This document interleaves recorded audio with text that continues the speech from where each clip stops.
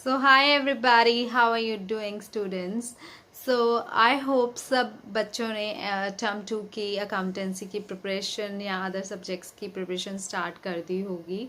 So you know all that NPO is your first chapter and it is containing the maximum weightage of marks 10 as compared to other chapters. So you can judge that how important is your NPO.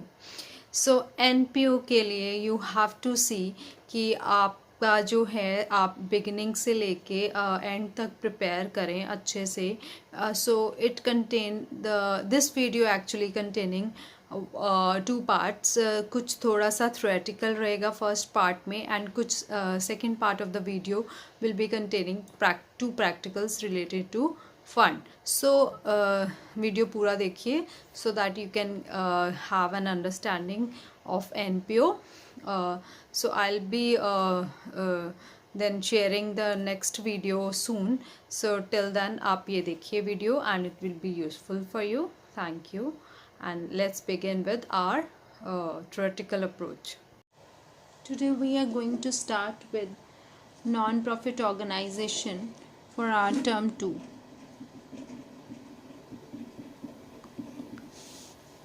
So students, let's firstly understand what are NPOs and what are their status. So NPO is NPO is a non-profit organization that has been granted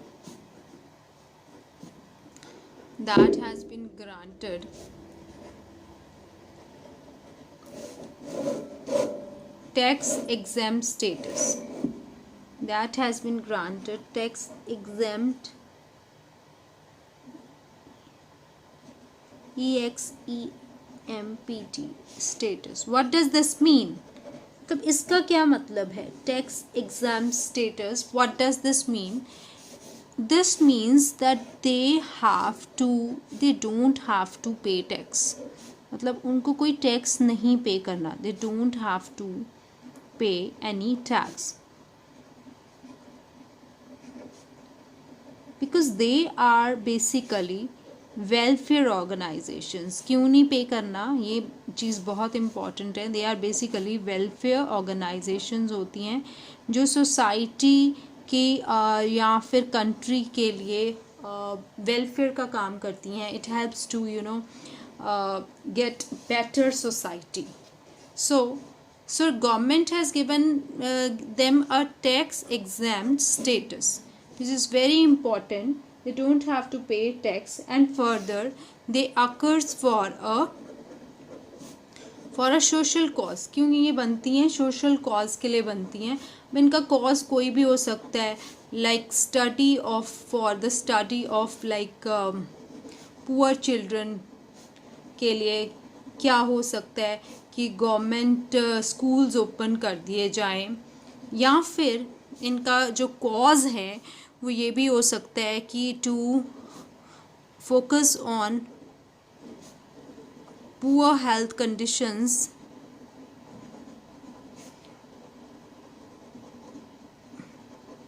of poor people. तो इनके जो cause हैं they are very genuine and real and very helpful and social. So that's why they are being provided a tax exempt status.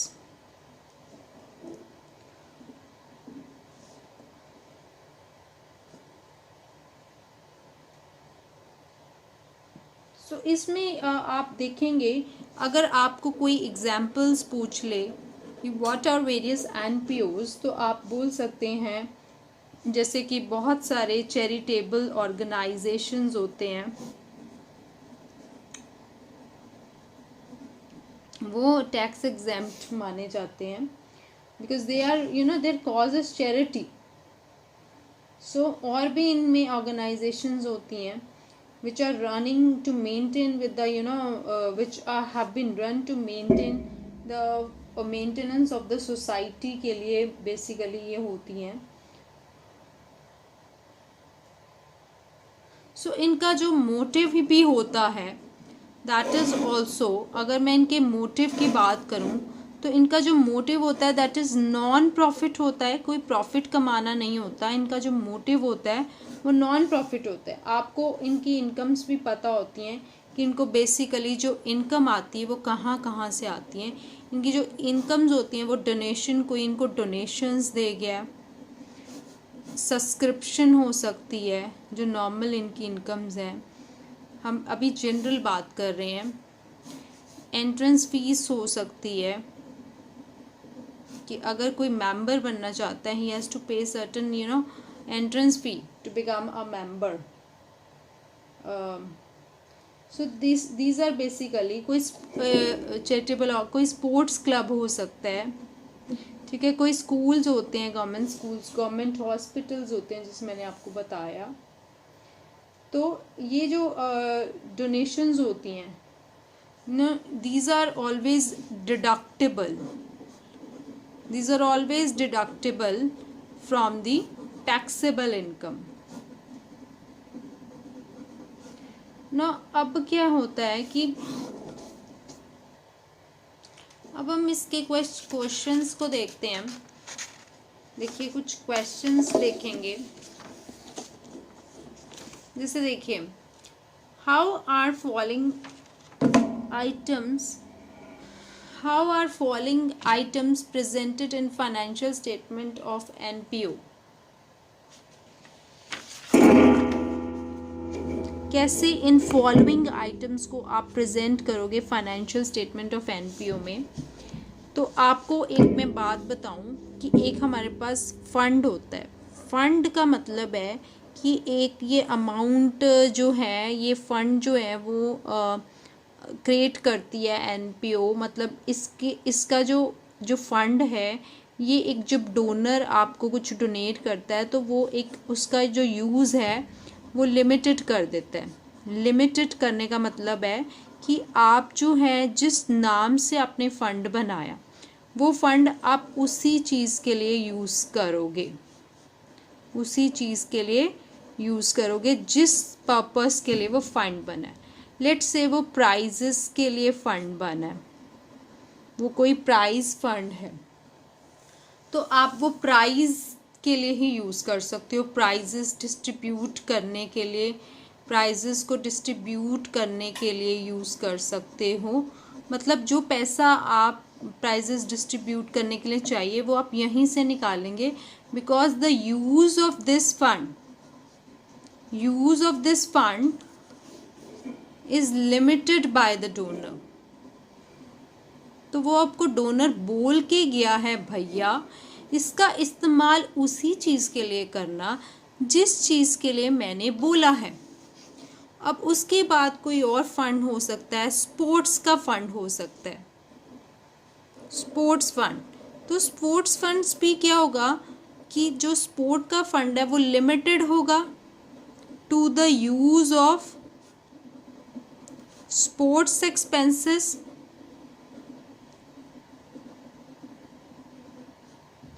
Sports expenses like prizes, sport prizes आपने बांटने हैं उसके लिए हो सकता है। कोई स्पोर्ट के खर्चे हो सकते हैं उसके लिए हो सकता है। स्पोर्ट्स कोई इवेंट्स हो रहे हैं, स्पोर्ट्स इवेंट्स आप कर रहे हो उसके लिए हो सकता है।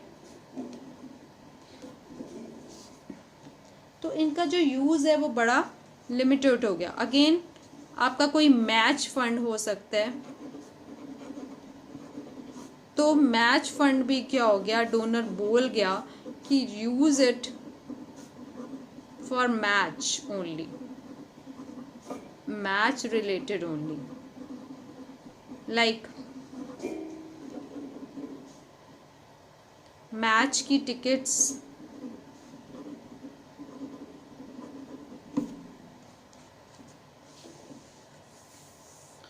इनकम हो सकती है। मैच के कोई एक्सपेंसेस हो सकते हैं,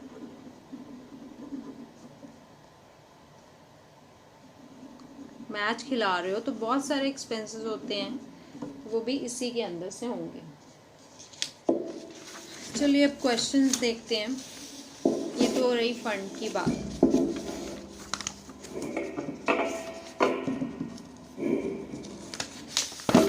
चलिए अब देखिए क्वेश्चन। जो फंड है आपको मैं बता दूं, जो फंड है बेसिकली हमारी फंड जो है वो basically what is are, it's a liability. क्या है हमारी लाइबिलिटी।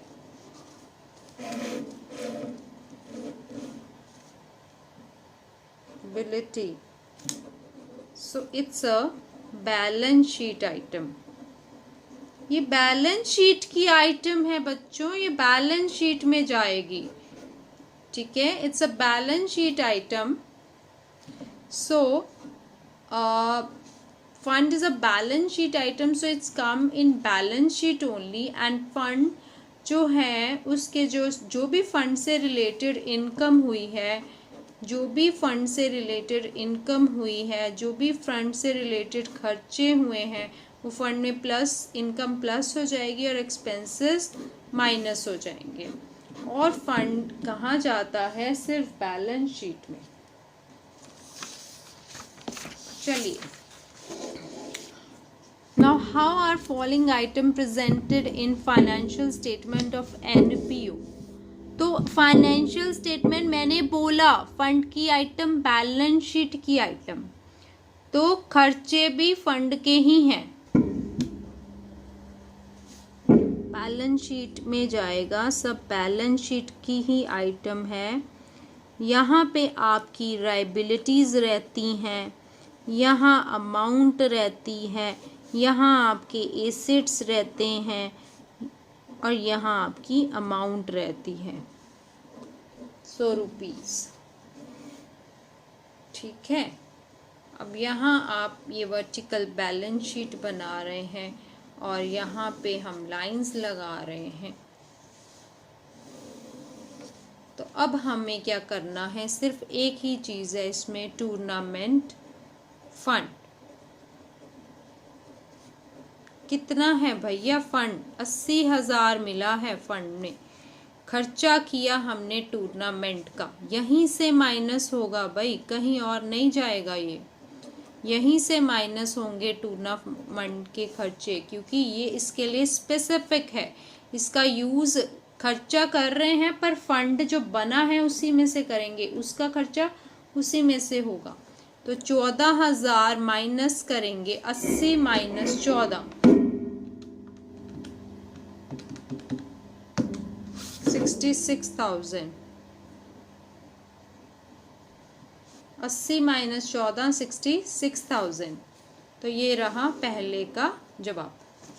अब दूसरा क्वेश्चन पे आइए। How are the following items for the year ended 31 March will be presented in financial statement of Bharti Limited? Now particulars have been given to you। Debit amount and credit amount देखिए दो तरह से दे रखी है। Tournament fund 150 का credit amount liability है तो credit side पे आती है। टूर्नामेंट फंड इन्वेस्टमेंट्स हैं, अवर एसेट्स हैं तो डेबिट अमाउंट है। Income from tournament fund investment 18,000 की कोई टूर्नामेंट फंड इन्वेस्टमेंट पे इनकम भी हुई, तो टूर्नामेंट फंड की जो इनकम है, इन्वेस्टमेंट की इनकम है इस 18।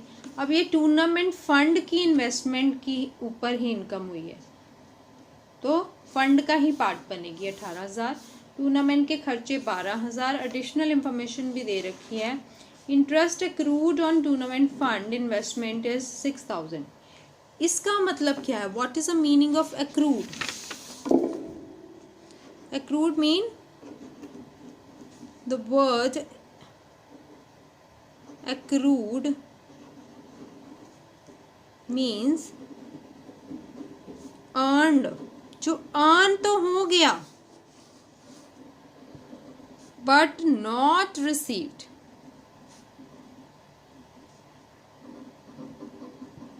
earn तो हो गया, था तो इसी साल का, earn हो गया पर मिला नहीं।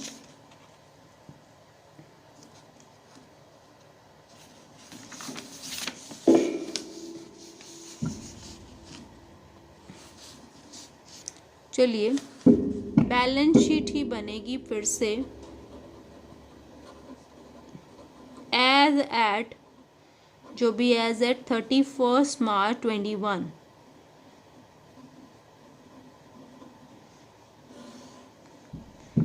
Liabilities amount assets amount rupees. अब टूर्नामेंट फंड भैया, टूर्नामेंट फंड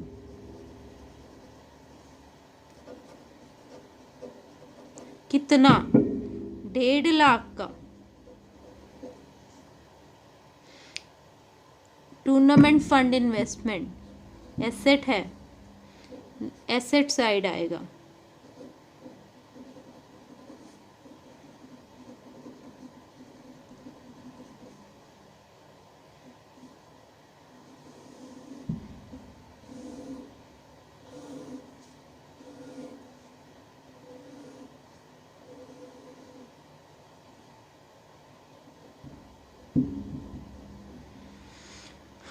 भैया देखें, income from tournament fund investment, income यहाँ ऐड होगी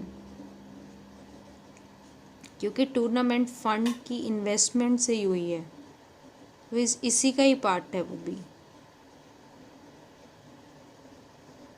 कितनी इनकम हुई भैया, देखो 18,000, ये प्लस होगी ना।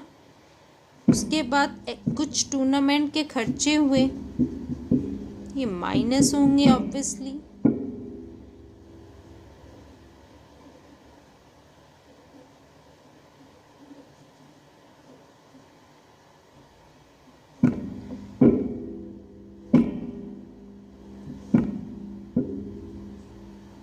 एक्रूड, मैंने बोला कि वो एक्रू हो गया, एक्रूड इंटरेस्ट अर्न हो गया, ऐड कर लीजिए।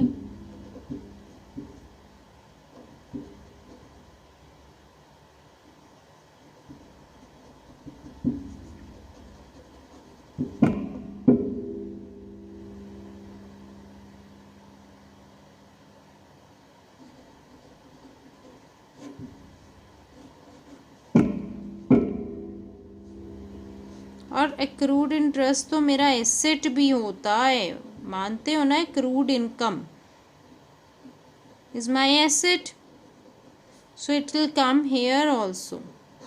1.5 लाख और 156,000,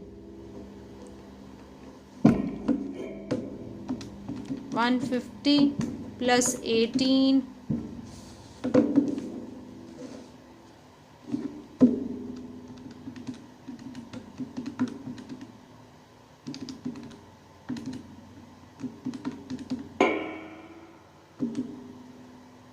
प्लस 6 माइनस 12